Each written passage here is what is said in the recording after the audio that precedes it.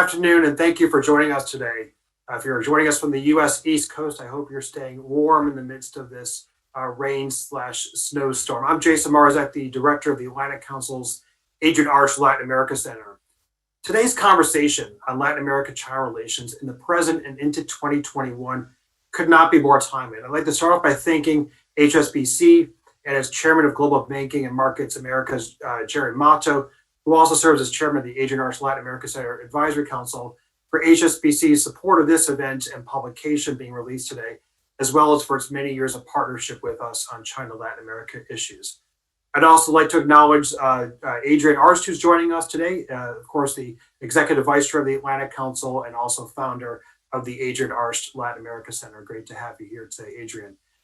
As we've written about in the Adrian Arch Latin America Center, 2 decades ago, China was a marginal player in Latin American economies. But in the last nearly 20 years, annual total trade between Latin America and China has increased from 17 billion to almost 315 billion.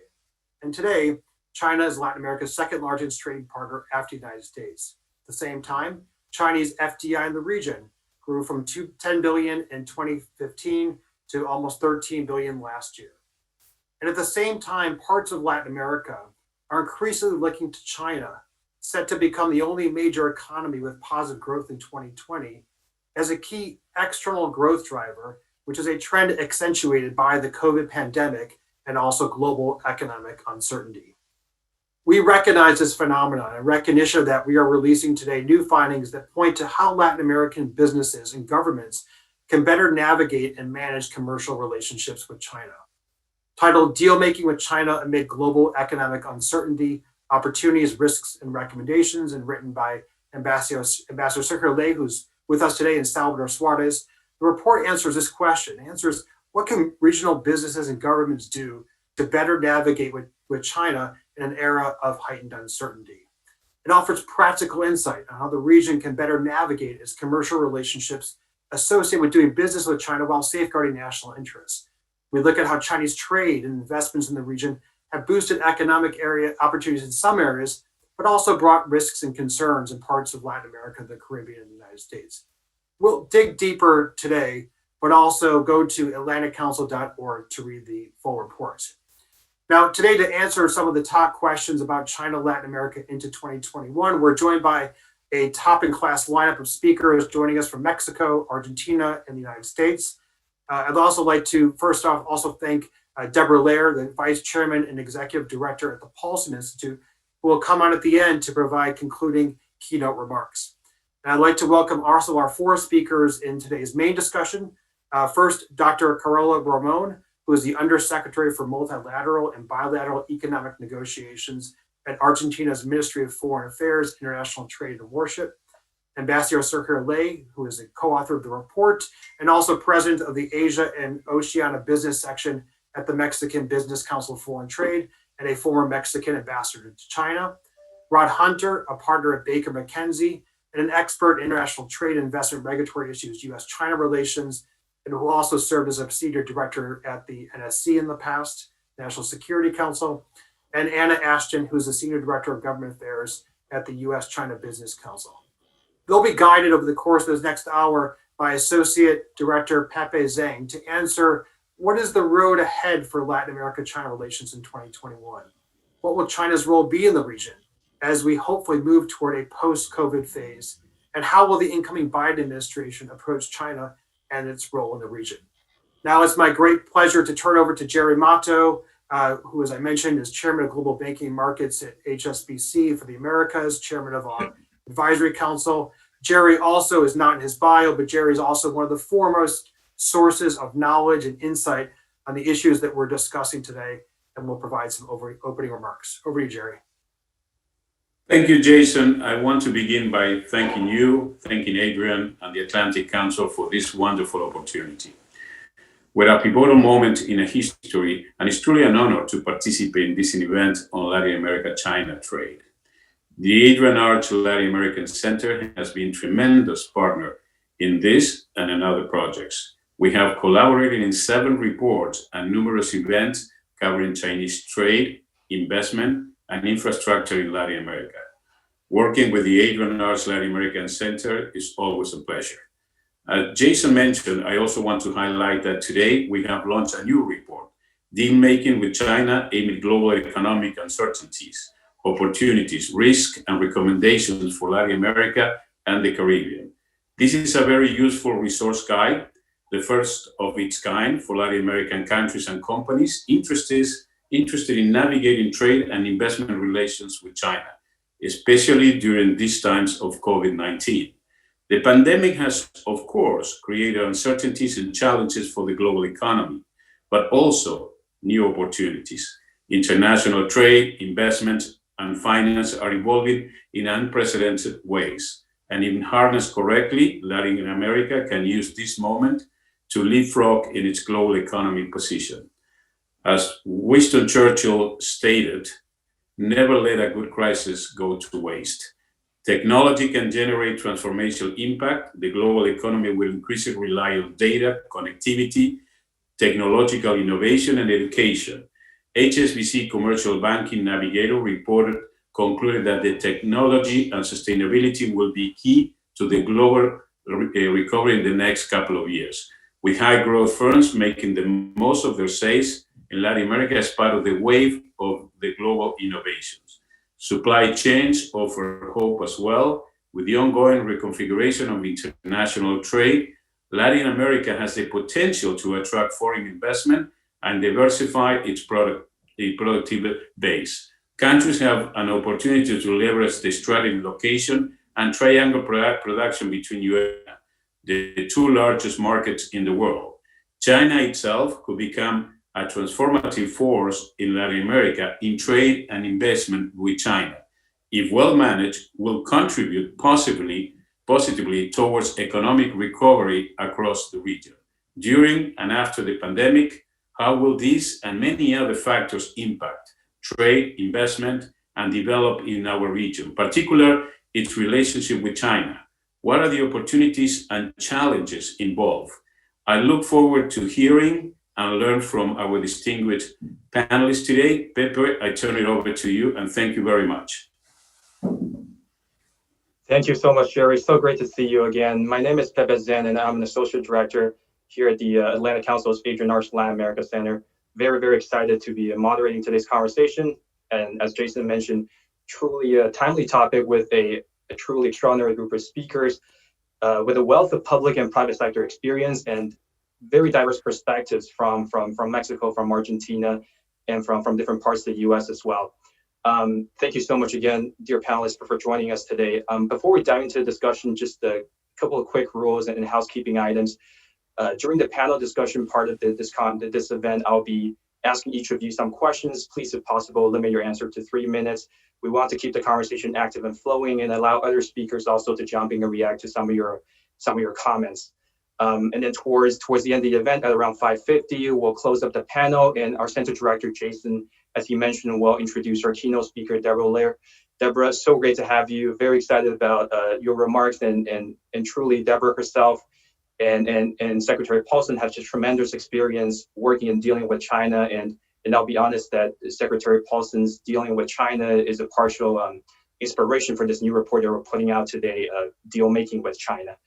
Now for the audience today, thank you so much for connecting throughout the event. Please interact with us. If you have any questions, please feel free to submit that in the chat. I'll pick up some of those and post them throughout the event to our speakers. And please interact with us as well on social media, the Atlantic Council's social media account on Twitter and other channels, as well as Adrian Arts Latin America Center's account, and use the hashtag ACChina, AC representing Atlantic Council. So with that, we'll jump into the discussion. To set the scene for today's conversation, I'll ask the first question to you, Ambassador Lei, and thinking through the extraordinary year we're living in, where at least earlier this year, there's been a tremendous global collapse in international trade. But in that context, it seems like China-Latin America trade has held pretty resilient, at least for some Latin American countries. So in 3 minutes, I'd love to have you provide a quick overview of China-Latin America trade investment in this 2020, specifically any interesting trends that you see and your thoughts on maybe if some of these trends will carry on into next year, 2021. Ambassador Lei, please. Well, thank you very much, Pepe. Thank you very much to the Atlantic Council for this opportunity, and first of all, to elaborate this report. And secondly, the presentation that I think is a very, very important presentation because rather the um roster of panelists that you have gathered together today. Well, I think that uh, commercial relations, trade relationship between China and Latin America are area complementary economies, are between two complementary economies. Of course, in the past, you have seen the reproduction of patterns that had been very much refused by Latin America, in which there were the colonial master supplying all the manufactured goods and the colonies providing all the raw materials. I think that in the beginning there were a lot of chat regarding this, and that China must reproduce this pattern that the Latin Americans didn't want to go through. But I think that over the years has been changing. That has been changing, and of course there are some economies, some patterns that couldn't change anymore because let's say if you want to add more to transform some raw materials from Bolivia, for instance, lithium. Let's say let's think that Bolivia wants to manufacture batteries with the lithium, the large deposit of lithium that Bolivia has. How do you get that batteries out in the market, given the landlocked country that it is, and the lack of infrastructure for moving goods that might have posed a very more serious problem that exporting the raw material. But of course, there are examples like Chile, in which this pattern has not been reproduced, in which one of the largest export that Chile has to China is wine. And wine, it is a product that has been already transformed from the grapes into one of the most precious items that have one of the largest shares of the market in China. And of course, you have, on the other hand, this the pattern of Mexico. In Mexico, there is something else. There is a different panorama in which we import large quantities of intermediate goods to Mexico to be integrated into manufacture that we make in Mexico, and then later on we export. That's like that the bulk of the import that we make from China, and the export component of the trade is really small. But I think that there is we are not worried about this because it's a component of world trade. The fact that on the one hand, you have some deficit with some countries, whereas you have a surplus with other countries, and then at the end, the total trade of the country is compensated. But I think that in this year has been especially at the beginning, the first half of the year has been especially difficult for Latin American export to China because the economy in China came to a standstill, whereas in China, in the second part of the year had been pausing and then creating again growth, and to become right now for 2020 and the only large economy to have a positive growth. Then this is quite beneficial for the market, Latin American market as a whole. then I think that the perspective are good, and I think to the future also looks good, because I think that this pattern of trade will be increased and consolidated later on. I do not know if I had time to talk a little bit about investment, but Thank you, Ambassador. We'll come back to the investment point a little bit. Thank you so much for that very interesting point about a historic pattern, importance of diversification, value add, and sub-regional differences within Latin America. I want to turn quickly to Dr. Ramon to see if you want to add any insights specifically on the Argentine Southern Cone perspective. Please go ahead. Thank you very much, and thanks for the invitation to join this panel. Yes, I'm going to mention a few issues. It's been mentioned that China is a key external driver for the region, and I think over the years this complementarity that Ambassador was mentioning has become a lot clearer. China has been growing a lot over the last 40 years, particularly over the last 20, and has become a key player in the region in terms of trade and investment. If you think, for instance, of China as an export destination, 4 Latin American countries, Brazil, Chile, Peru, and Uruguay, mostly Southern Cone, have China as the main export destination. When you think of China as a supplier, now 6 Latin American countries have it as a main supplier, and another 8 countries as a second largest supplier, including Argentina. And this has been more and more important over the years, over the last couple of years. And this also went hand in hand with another phenomenon, which is the increase in partnerships. More and more Latin American countries have been establishing strategic partnerships with China. In the case of Argentina, we have a strategic partnership since 2014.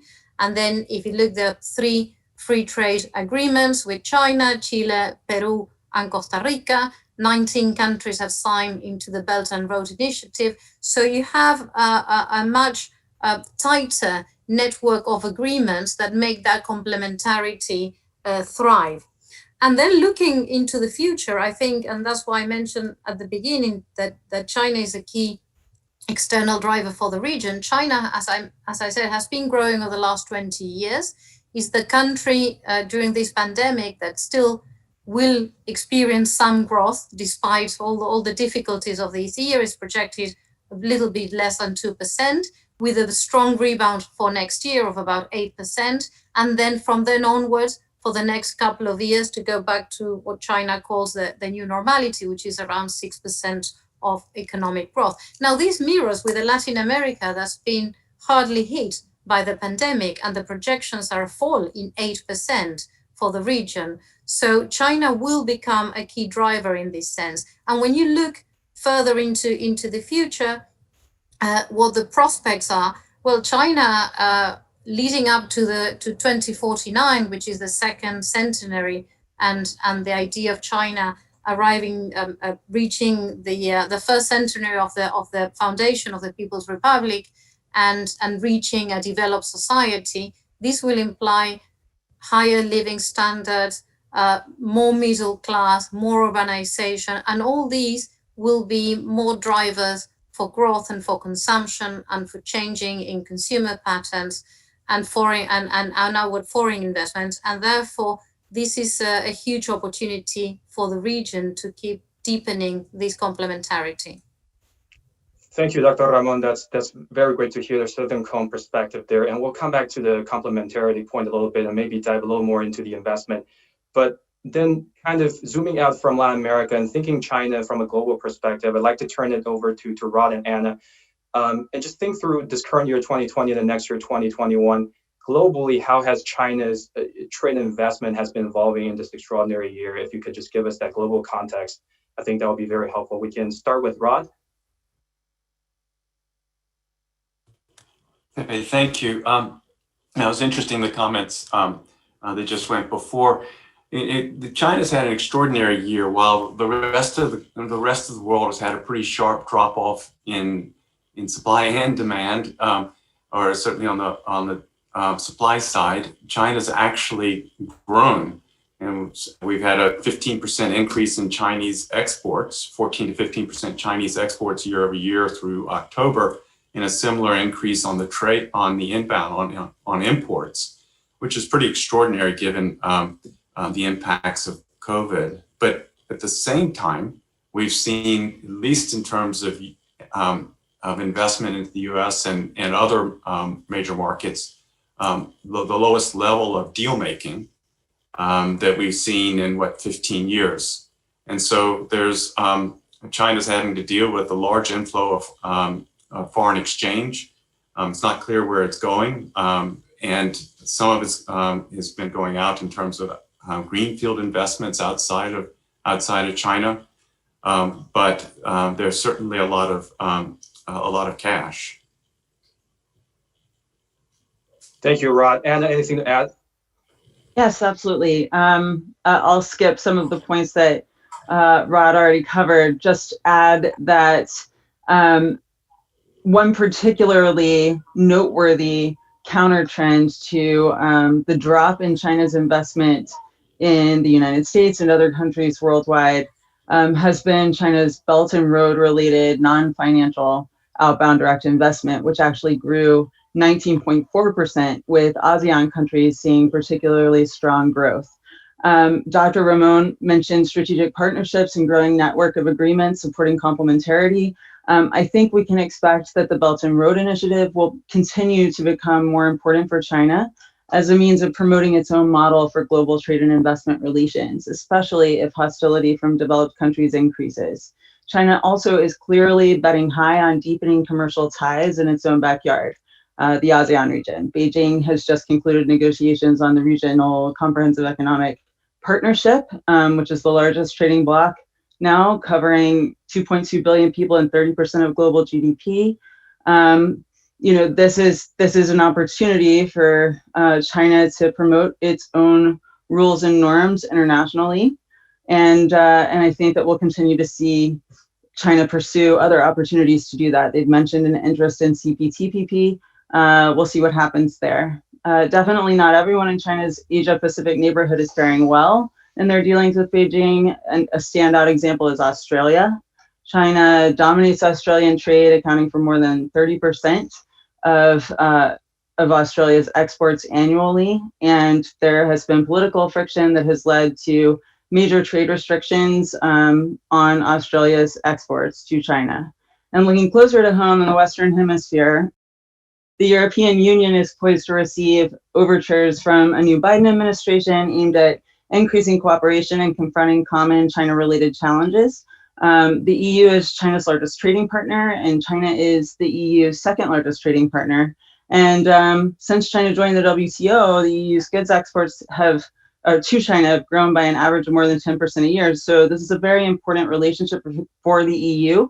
But the United States is another very important relationship, and Biden and his team have reiterated that their intention is to make their approach to China challenges much more multilateral, starting with our allies and partners in the Western Hemisphere. So I think that's something to watch.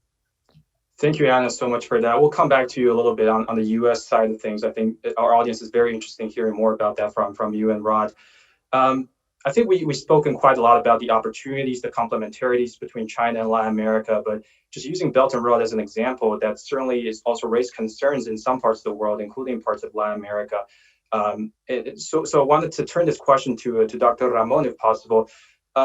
Especially in the context of the pandemic, do you see any major risks, either new risks or existing risks that's been amplified by COVID-19 going into 2021 in terms of China-Argentina relations or China-Latin America in general? Well, to be honest, when one looks at this very difficult year, I think our strategic partnership, Argentina and China, has become actually much stronger. The three main things that I would like to mention that I think will help to highlight that.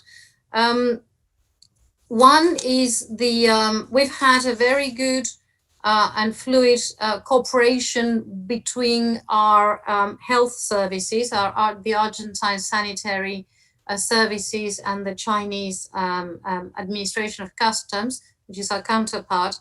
And there has been a constant exchange of information between the two institutions, and we've managed to avoid any disruptions in our agro-food exports, which were very important.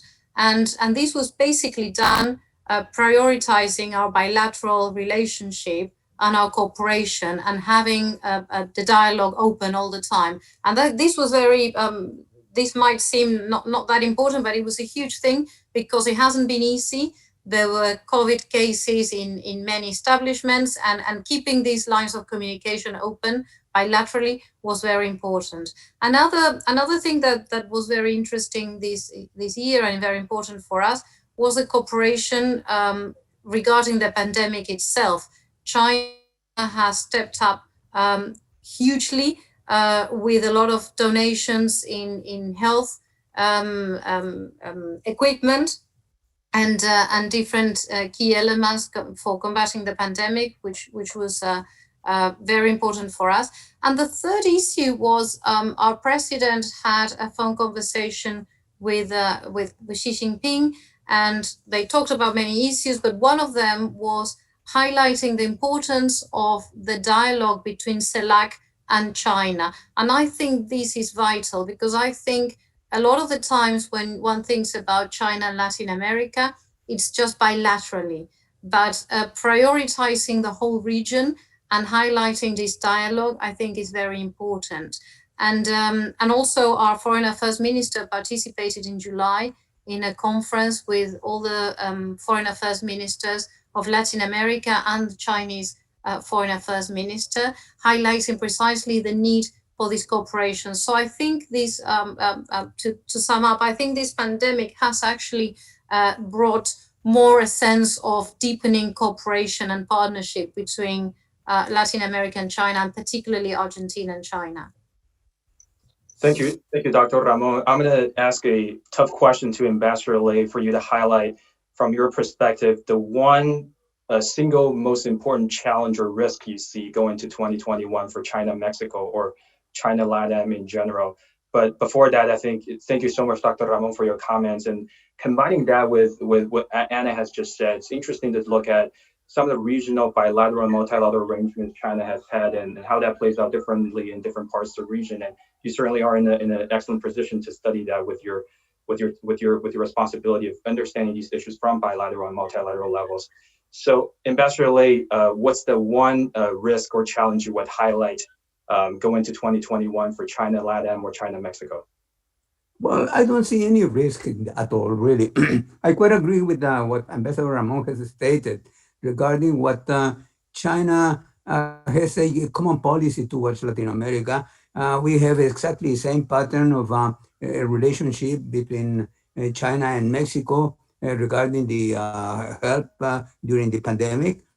And then we were also, China was very helpful, and we established a kind of aerial bridge between China and Mexico in order to bring all those medical supplies to fight the pandemic. And then some even were destined to many Latin American countries, among them Argentina. But because there were no flights between Argentina and China, and the only flights that were allowed to a certain extent were from Mexico to China, then they used this aerial bridge between Mexico and China. And I think that this was a very good pattern. However, the challenge I foresee, not only for this year, but next year and to the future, is to a certain degree of untrustedness on the Chinese part to Mexico, because to a certain extent they had very unpleasant experiences. For instance, I do not know if you remember the railroad between Mexico City and Querétaro was canceled, even though the Chinese company, the Chinese consortium led by China Railways was won the bidding. The contract was canceled to, well, dire consequences to the relationship. However, the relationship were retaken again. But that created among the business community of China a certain mistrust. Then we have to overcome that and to give assurances that Mexico mean business, and then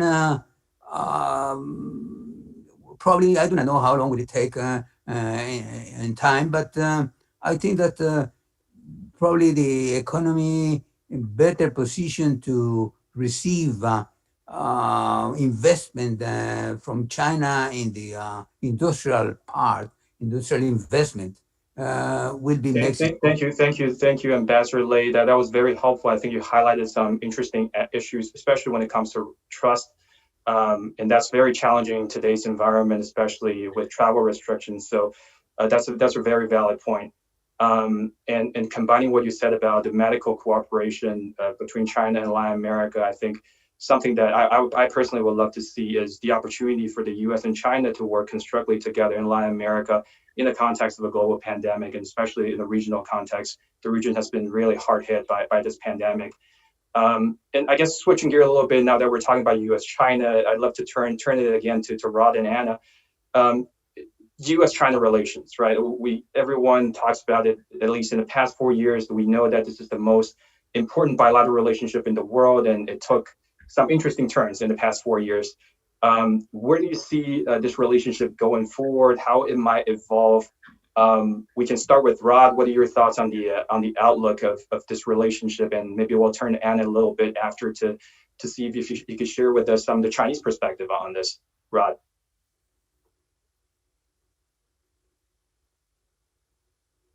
You're on mute, Rod. Yeah, got it. Yogi Berra's famously said that predictions are difficult about the future, and I certainly remember when I joined the Bush administration back in 2001, the president, then recently elected president, was talking about having a modest foreign policy, but events took over, and the Bush administration's policies were quite ambitious, particularly in the first term. So we're all just guessing, we're all just reading tea leaves. But the Biden team and the president-elect himself has talked about finding a way to cooperate what he can with China while competing where we must. And it's just as he's talked about the importance of alliances and institutions and values. So it's difficult to predict where they will come out. But the Trump administration, while President Trump is, say, unique in his way of doing policy and tweeting policy, but the underlying concerns that the Trump administration had weren't just a figment of the president's imagination. And in fact, in many cases, they were driven. The president was reacting to events, has been reacted over the past 4 years to events that have taken place elsewhere.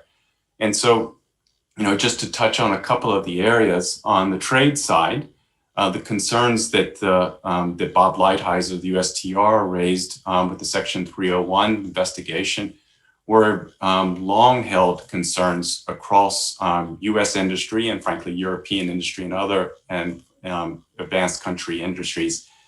And so it's unlikely, while the tariffs are there, it's unlikely that the Biden administration will be able to remove them all right away, maybe some, but they're going to need to get something for it. And question is whether the Chinese government's going to be willing to make the sorts of changes that would make it possible for the Biden administration to take away some of those tariffs.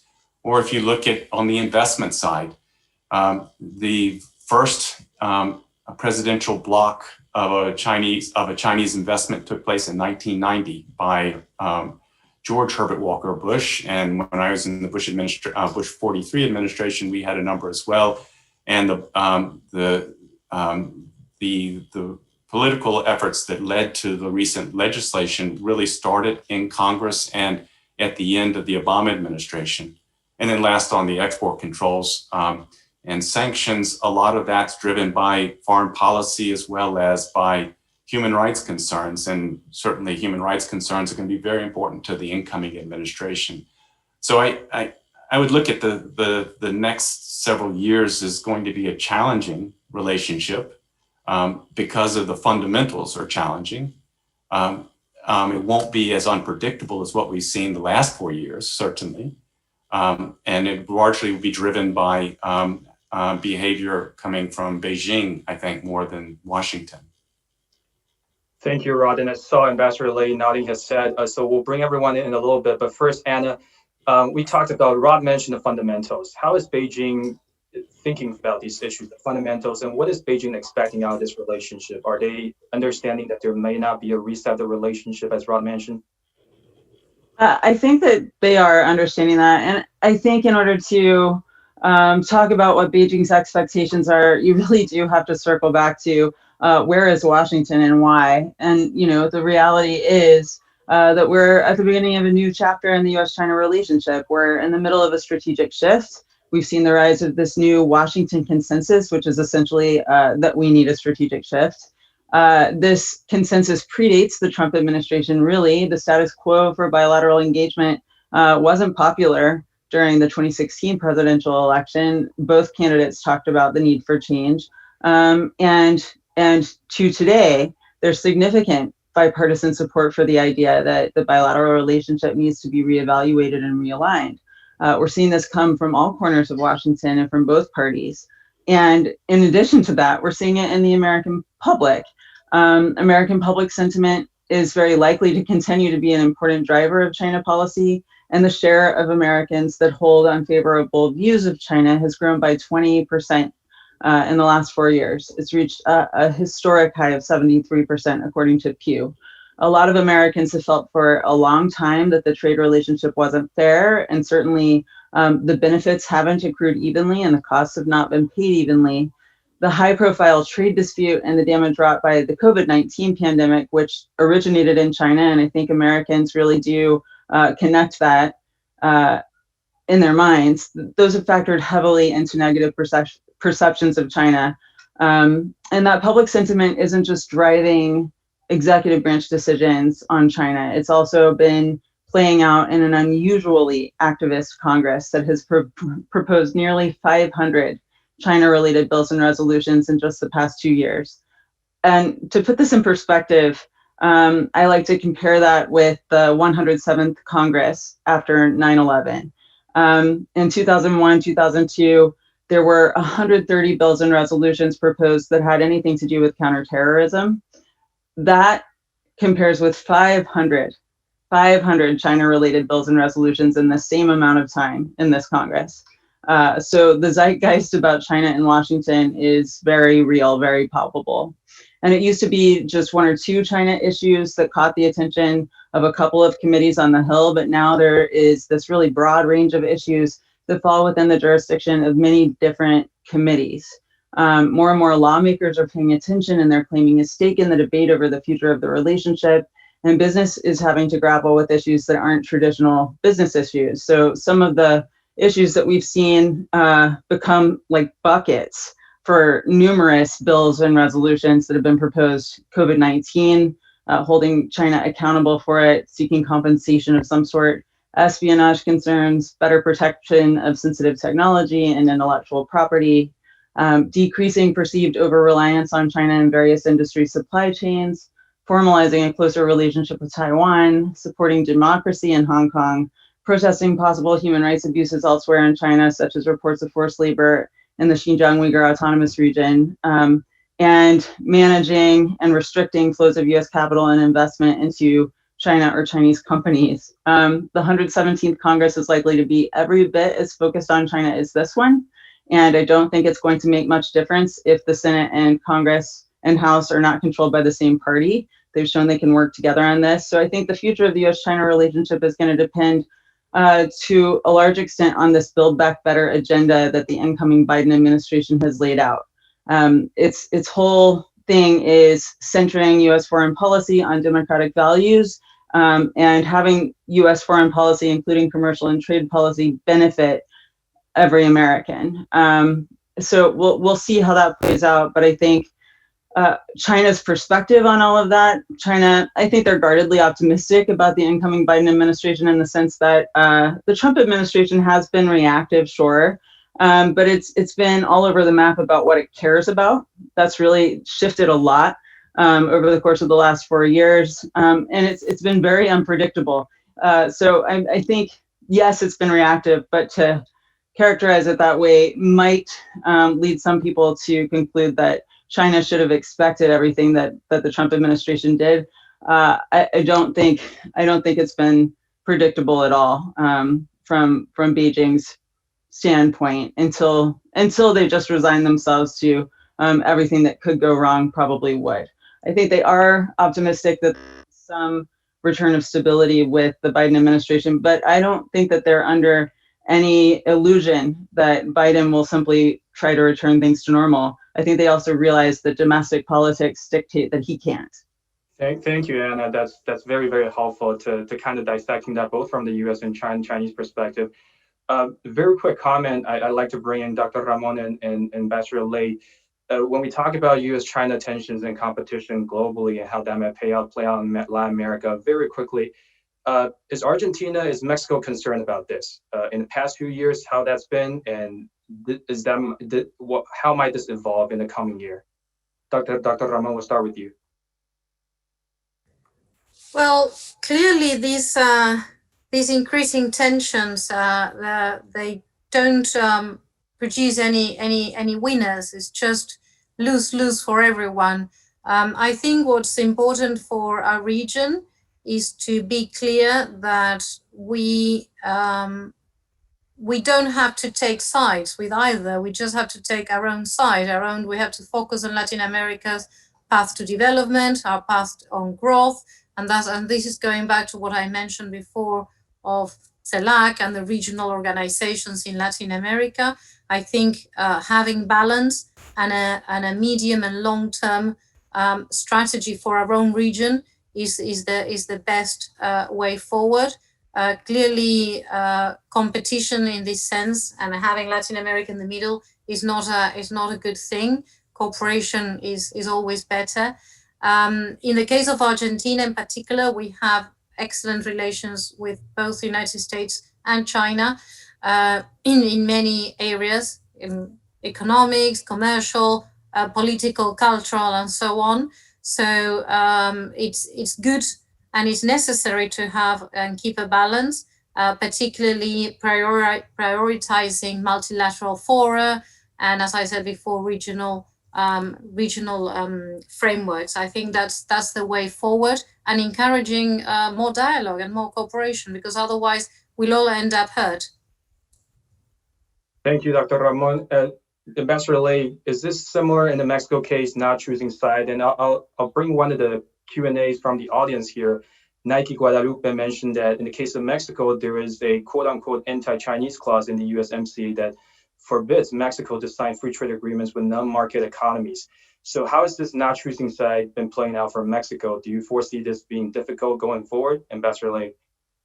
Well, let me start with this statement.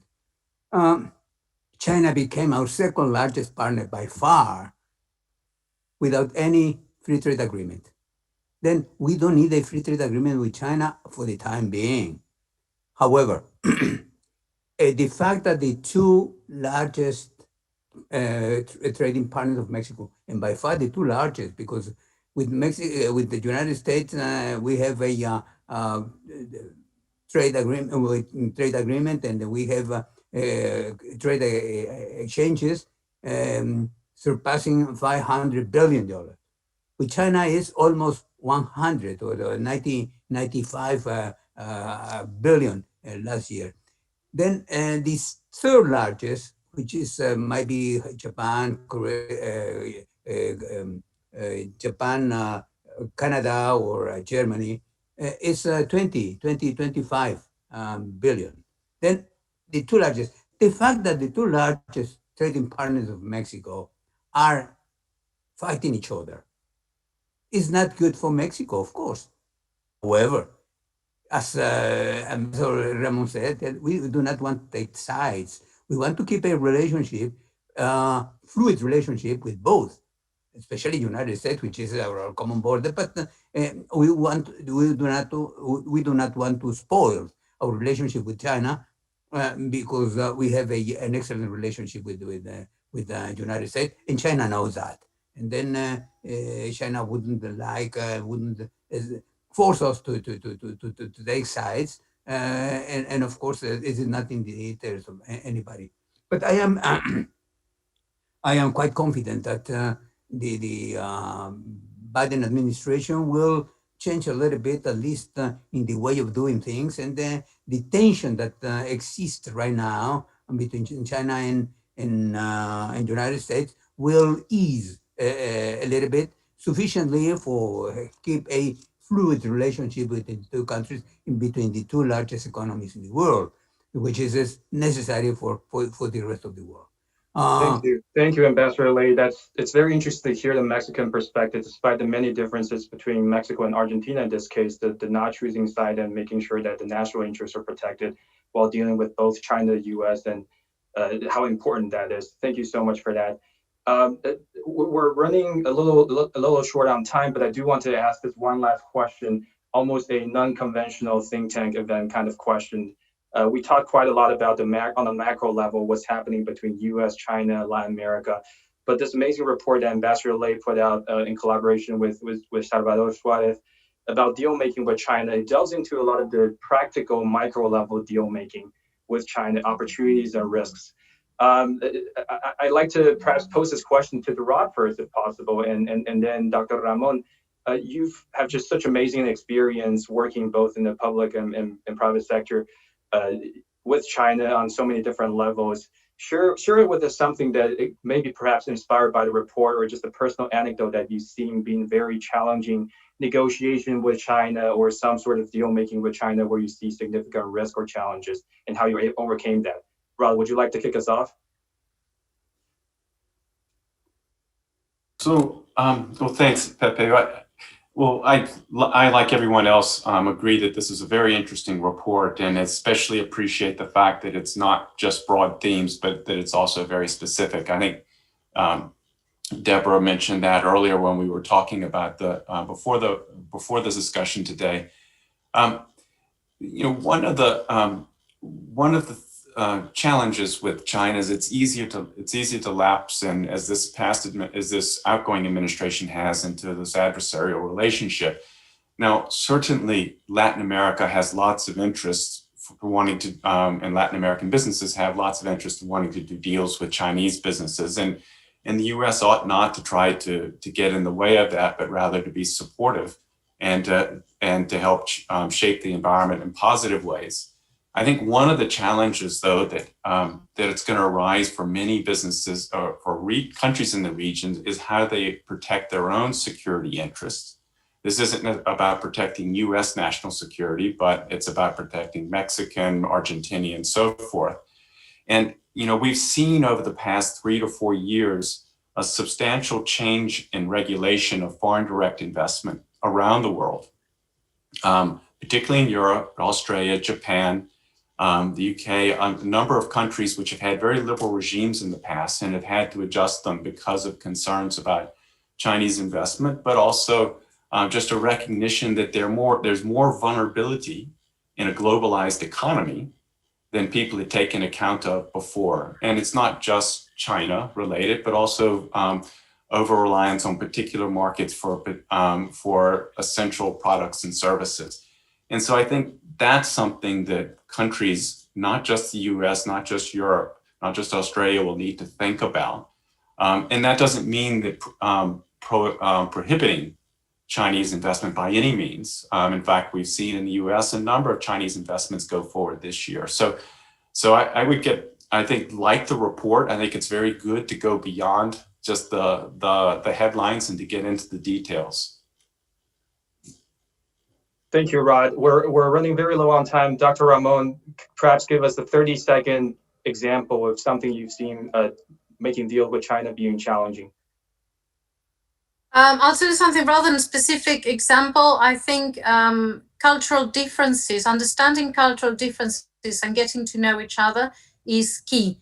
I've been going to China for 18 years now. I lived 3 years in China. I visit every year. I tried learning Chinese unsuccessfully, I have to say. And it still surprises me every time, the many layers to be able to understand and fully comprehend cultural differences is extraordinary. And I think that's key in order to have very good relations, both in the private and public sector. I think that's vital to keep learning from each other with an open mind and not prejudging, learning from each other. Thank you so much for that. And everyone else has some other thing to contribute, but unfortunately we're low on time. Jason, I'll turn it over to you. Thank you so much, all the dear panelists, and we look forward to the amazing keynote from Deborah. Thank you, Pepe, and thank you, Undersecretary Ramon, Ambassador Lay, Rod Hunter, Anna Ashton. Appreciate your comments on the panel. You put a number of critical issues and perspectives on the table. It's now my pleasure to introduce Deborah Lair, Vice Chairman and Executive Director at the Paulson Institute. Deborah is a well-recognized China expert. She brings vast experience in the public sector, private sector, nonprofit sectors with a focus on China and emerging markets. Among her many responsibilities at the Paulson Institute, she advises the Chairman Paulson, on U.S.-China relations. She also oversees development and implementation of the Institute's programs and initiatives. Deborah, again, thank you so much for joining us today. And also thank you so much for all of your support of the Atlantic Council. Look forward to your comments. Over to you. Great. Well, it's such a delight to be here. I mean, the panel covered so many issues and spoke so eloquently about a broad range of issues related to U.S., China, and Latin America. But let me just maybe add a couple of thoughts. One, clearly it's been a volatile 4 years in U.S.-China relations with very far-reaching ramifications, not just in the United States, but around the globe. And as Rod noted, Trump did identify a lot of the underlying issues that needed to be addressed with China. And in this administration, clearly we will see a change in the tenor of the discussions, but in a new Biden administration, there will be no quick change on the substance. He'll need to focus on domestic issues first, and he's likely to want to work with our allies on a multilateral approach, as Anna was talking about, and quite honestly, to questionable success. It's very important to note also that our competition now with China is systemic. So the new administration will need to find a new policy with China, a new framework for that, in the context also of the US's new position globally. There are quite a few legacies left over from the Trump administration's China policy, but I'd like to highlight just two of them. One, to continue on this theme, there's no going back to where we were 4 years ago in the relationship with China. It's a very different place and a different world than when Biden left office, and very strong bipartisan support for a tough policy. But also, China will continue to diversify away from reliance on the United States. In the past, generally, the Chinese tried to divide even a lot of the contracts that we saw between the United States and the EU. But we see increasing activity, obviously, in Latin America, as we're discussing today, but in the Middle East and Africa. And China definitely recognizes that Trump received 74 million votes, so that the country is split, and that another Trump-like candidate can win again in 4 years, which I'm sure a lot of the Latin American leaders are also very keenly aware of. For President Xi, he's in a very strong position coming out of the COVID crisis. Life is back to normal in China. They're at work, they're at school, they're traveling. As Dr. Ramon mentioned, the economy is growing. There have been some estimates that it could even be as high as 10% next year. And there's growing international opportunity. While China may not be popular here in the United States, they certainly are popular in other parts of the world. And while their initial wolf warrior diplomacy failed, and there was proper criticism for China's initial handling of the COVID virus, China is now a leader in distributing the vaccination in emerging markets, including Latin America. And it's the only major market that's showing positive economic growth. So as countries are looking to grow their way out of the recession, they have two choices. They can look to the US or they can look to China. And so while we hear many countries talk tough about China, we have not seen actions that have followed. And like President-elect Biden, US-China relations is not at the top of Xi Jinping's priority list. His focus is also domestic. He's looking at transforming the domestic economy. This new policy of dual circulation means pumping up domestic demand while seeking new opportunities overseas. They're investing in quality infrastructure, traditional infrastructure, not like in 2008, which was a massive stimulus program, but also investing in the technological future and the technology backbone of China, 5G, which will create a technological infrastructure or ecosystem that they hope to export into other markets. They're promoting micro and small and medium-sized enterprises. Those make up 80% of job creation in China. They're trying to reduce the administrative burdens and increase access to capital. They're continuing on a path of market opening. It may not be at the speed we would like to see, but even today they announced that they had reduced the size of their negative list, which means additional sectors will be open to foreign investment, and they're planning to create a new negative list around services and green development. She's committed that China will be carbon neutral by 2060, which will create new opportunities for sustainable technologies and climate financing, and she is using this as a global platform. So what does this mean for Latin America? One, China will continue to be an irritant in US-Latin American relations. Our chairman, Haig Paulson, talks about this concept of an economic iron curtain, which is a continuing split over technology and forcing countries to choose whether they'll use Chinese or US technology, and Latin America is likely to be one of those battlegrounds. But there's also increased economic opportunity. We've heard from the panelists about some of them, but certainly the opportunity for exports to China. As China promotes domestic consumption as one of their key drivers of growth, they can't meet all that demand domestically. There would be huge opportunities for exporting and also then importing from China. What China makes, including Chinese technology, tends to be better suited to emerging markets and certainly better priced than many of the American technological products. And two-way investment. We talked a little earlier about the Belt and Road Initiative. China has definitely slowed down their financing along the Belt and Road, but it still, as Anna pointed out, is one of the areas where investment is growing, and they're looking to be more strategic in their investments. And Latin America is one of the regions in certain countries within Latin America where they're continuing to invest. And sustainability is the last area that I would highlight. Hank and Luis Alberto Moreno recently wrote an op-ed about the prospects for green development in Latin America. This is an area that we focus on at the Paulson Institute.